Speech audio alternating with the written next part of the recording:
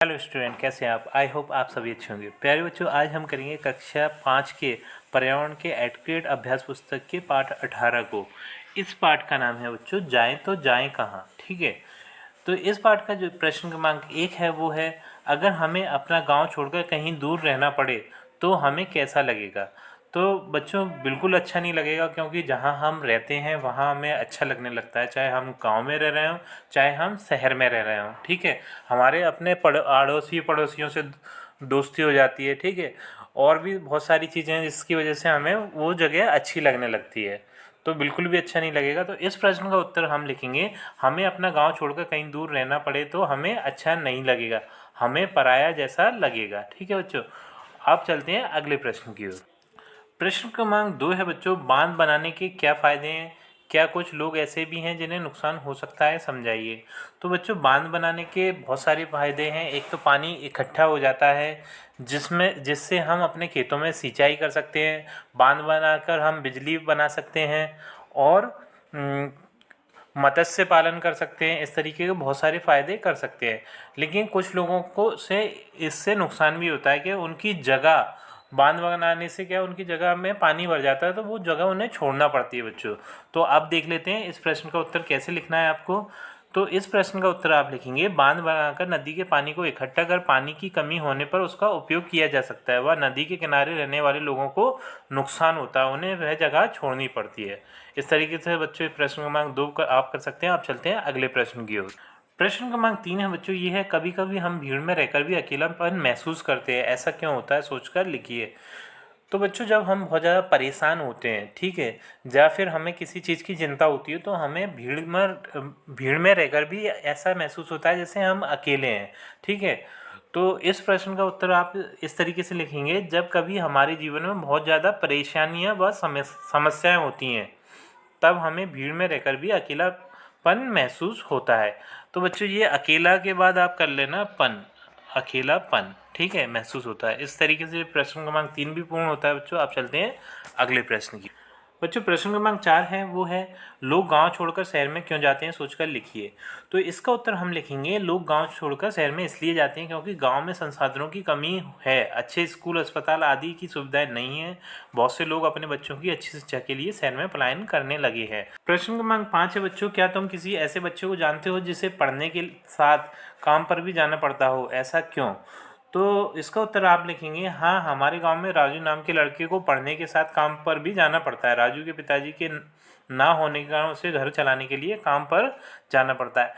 प्रश्न क्रमांक 6 है, वो है, व्यक्ति के जीवन में मूलभूत आवश्यकताएं कौन कौन सी हैं?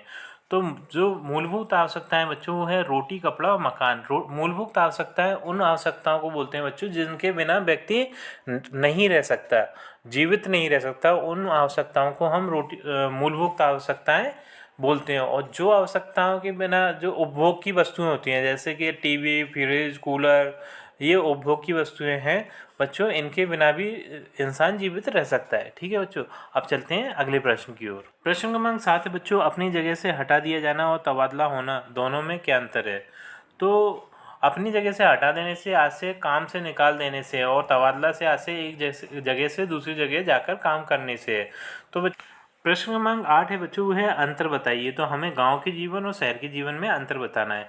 तो गांव में बच्चों बांस के बने कच्चे घर होते हैं और शहरों में सीमेंट और ईंटों से बने पक्के घर होते हैं। गांव में कुओं और हैंडपंप से मटकी में पानी भरना पड़ता है, जबकि शहरों में पानी के लिए नलों का प्रबंध होता है। ठीक है, और गांव में यातायात के लिए बैलगाड़ी का इस्तेमाल किया जाता है, शहरों में बसों और ट्रेनों का प्रबंध होता है। ठीक है, गांव में स्कूलों और अस्पतालों का अभाव होता है, स्कूलों और अस्पतालों का प्रबंध शहरों में होता है बच्चों।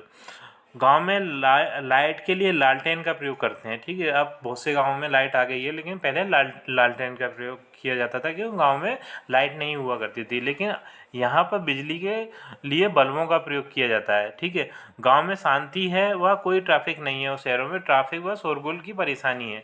तो कुछ बातें शहरों में अच्छी हैं, कुछ बातें गाँव में अच्छी हैं। ठीक है, दोनों ही जगह अपनी अपनी जगह पर सही है बच्चों। इस तरीके से आप गांव की ज़िंदगी और शहर के जीवन में अंतर स्पष्ट कर सकते हैं। आप प्रश्न क्रमांक 9 है बच्चों, ये है क्या तुम हर रोज़ पक्षियों की आवाज़ें सुनते हो? इन आवाज़ों को सुनकर तुम्हें क्या महसूस होता है? तो इसका उत्तर आप लिखेंगे हाँ। कुछ पक्षियों की आवाज़ हम रोज़ सुनते हैं, जैसे कबूतर की गुटुरगू, चिड़िया की चींची, कौवे की काँव काँव आदि।